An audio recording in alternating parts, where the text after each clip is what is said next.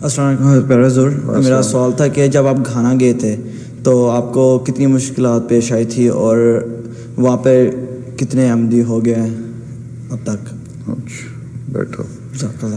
مشکلات میں نے تو وقف کیا تھا. مشکلات کیسی؟ میں نے تو وقف کر کے گیا تھا. مجھے مشکلات کا یعنی کہ وہاں پہ کہتے ہیں کہ پانی نہیں ملتا. نہیں تھا تو ٹھیک ہے، پر مجھے مشکل تو نہیں لگی تھی. مجھے تو کوئی احساس بھی نہیں ہوا کہ یہ مشکل ہے. مشکل تو وہ ہوتی ہے یا پیش آئی جب انسان سوچے کہ یہ مشکل ہے. ٹھیک ہے. پانی اگر نہیں تھا تو میں اپنے اس پہ لے کے پک اپ پہ اپنی ڈرم رکھ کے لے جاتا تھا اور کسی گندے پونڈ سے پانی بھر کے لے آتا تھا، گھر آ کے صاف کر لیتا تھا. تو مشکل کیا تھی؟ یا بعض دفعہ وہاں لیبر ملتی تھی، وہ پانی خود ہی ڈال جاتے تھے آ کے.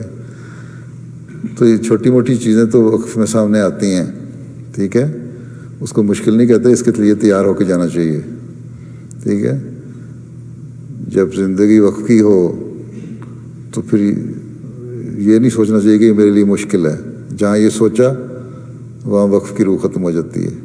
ٹھیک ہے. اس لیے یہ تو سوال ختم ہو گیا. دوسری بات یہ ہے کہ گھانا میں کتنے احمدی ہیں. ٹھیک ہے. گھانا میں میرا اندازہ ہے کہ کوئی 1 ملین سے زیادہ ہی ہوں گے.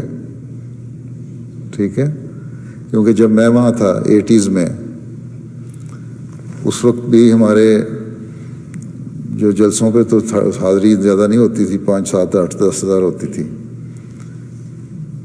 لیکن جو 81 کا سینسس ہوا تھا گورنمنٹ کی طرف سے، اس میں جن لوگوں نے اپنے آپ کو احمدی لکھوایا تھا ان کی تعداد بھی گورنمنٹ کے سینسس کے مطابق 3 لاکھ تھی 80s میں. جب اس وقت 3 لاکھ تھی تو اب تو بہت ساری بیتیں ہوگی. شاید میں تھوڑا سا بڑا محتاط اندازہ بتا رہا ہوں، شاید اس سے زیادہ ہی ہوں. اب تو ہر سال احمدی ہوتے ہیں اور ہزاروں میں ہوتے ہیں. کچھ بیتیں ہوئی تھیں آج سے 15 16 سال 20 سال پہلے کافی، لیکن ان سے کیونکہ ریموٹ ایریاز میں تھیں گاؤں میں، ان سے کانٹیکٹ نہیں رہا. ٹھیک ہے. اور وہ گم ہو گئیں یا رابطے میں نہیں رہیں، یا بعض مولویوں نے ڈرا کے ان کو دوڑا دیا ہیں. لیکن جب میں 2003 میں خلافت کے بعد جب میری پہلی میٹنگ مربیان سے ہوئی تھی، میں نے یہی ان کو کہا تھا کہ افریقہ میں جتنی بیتیں ہوئی ہیں ان سے کانٹیکٹ کریں، ان کو دوبارہ واپس لے کر آئیں اگر کوئی گم گئی ہیں تو، اور جو نہیں ہیں ان کو دوبارہ تبلیغ کر کے بتائیں. پھر اب ہم یہ کرتے ہیں کہ ہر چھوٹے سے چھوٹے گاؤں میں بھی بیتیں ہوتی ہیں تو کوشش کرتے ہیں کہ مسجد بن جائے تاکہ ان کا کانٹیکٹ جماعت سے رہے. کیونکہ بعض ریموٹ ایریاز ہیں افریقہ میں جہاں کوئی ایکسیس نہیں ہے، اور صرف بعض دفعہ جنگلوں میں صرف ایک سائیکل کا ٹریک بنا ہوا ہے جس سے آدمی جا سکتا ہے، جیپیبل روڈ بھی نہیں ہے. ٹھیک ہے. مجھے یاد ہے جب میں وہاں تھا نارتھ میں، جس جگہ میں تھا پہلی دفعہ میں گیا ہوں، گو ہمارا اسکول وہاں تھا، لیکن کوئی احمدی نہیں تھا وہاں. میں بس کلہ احمدی اکیلا. پھر میں ایک لڑکے کو اسکول میں داخل کیا، نے کہا. پھر ایک اور شخص آیا، ہم 2-3 احمدی تھے. پھر ایک لوکل مشنری کو رکھا. پھر میرے بھی بچے آ گئے. تو جو پہلی عید میں نے پڑھی تھی وہاں، وہ ہم 3 آدمی تھے عید پڑھنے والے. ٹھیک ہے. لیکن کیتھولک چرچ جو تھا بڑا خوبصورت، بڑا ان کا بڑا کمپلیکس.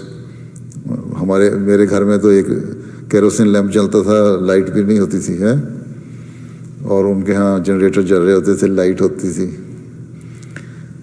اور موٹر سائیکل اور یہ وہ ہر چیز ان کے پاس ہی فیسلٹیز. ہم اگر پھرنا ہوتا تھا سائیکل پہ پھرتے تھے. ٹھیک. تو وہ لوگ بڑے ریموٹ ایریاز میں جنگل کے اندر ڈیپ جا کے نا بش میں موٹر سائیکل ٹریک تھا یا سائیکل ٹریک تھا، تو اس پہ جا کے وہ پادری میں نے دیکھا ہے جایا کرتے تھے اور وہاں جا کے تبلیغ کیا کرتے تھے ان لوگوں کو.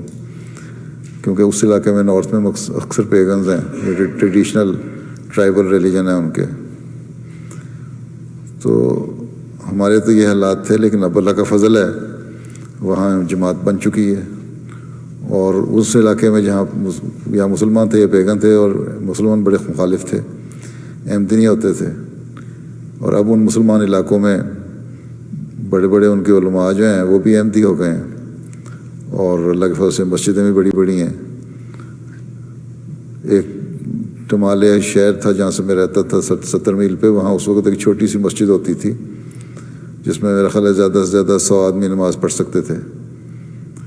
اب وہ مسجد ڈبل سٹوری مسجد ہے، اور اس مسجد سے بڑے بڑے اس کے 2 ہال ہیں.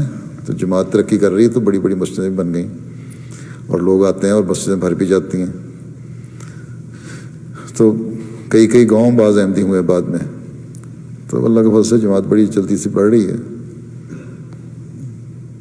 جزاک اللہ سر.